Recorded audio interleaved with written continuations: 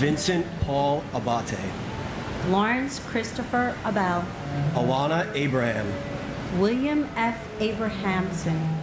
Richard Anthony. Always a tough scene today as America pauses to remember the more than 3,000 victims of the 9/11 terrorist attacks across the country and at Ground Zero in New York. And here in Indiana, along with ceremonies and special tributes, Governor Mike Pence has ordered all flags at state buildings to be flown at half-staff today to pay tribute to the men and women who were injured or lost their lives on September 11th, 2001.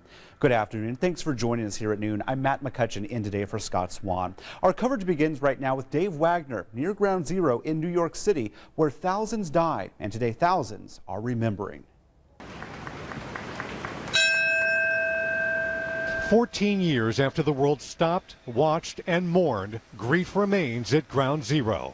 A new tower, but old painful wounds for those who lost family and friends. At 8:46, a citywide minute of silence, marking the moment the first plane struck the World Trade Center's North Tower. Peter Craig Alderman. A somber reading of the names marks the human toll of that day. And my cousin, Melissa Candidadoy. We are so blessed to have you as an angel. Nearly 3,000 lives lost and remembered, from New York to Washington, where the President and First Lady once again led the nation in a moment of silence to mark this somber day.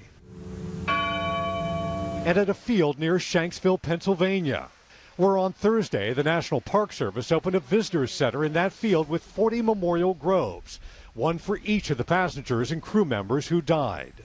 Gene Hoadley Peterson.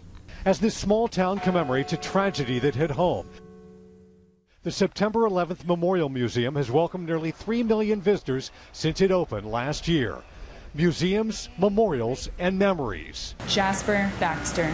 Of a day too personal and painful to forget. Dave Wagner, NBC News, New York. Here at home, Indiana's Lieutenant Governor placed a wreath at the 9/11 Memorial in downtown Indianapolis this morning to mark the 14th anniversary of the terrorist attacks in New York City, Washington, D.C., and over the fields of Shanksville, Pennsylvania. She pointed out that among the 3,000 people who lost their lives on that day, 9 of them were Hoosiers. Indiana's 9/11 Memorial on Ohio Street is made out of 2 beams from the Twin Towers.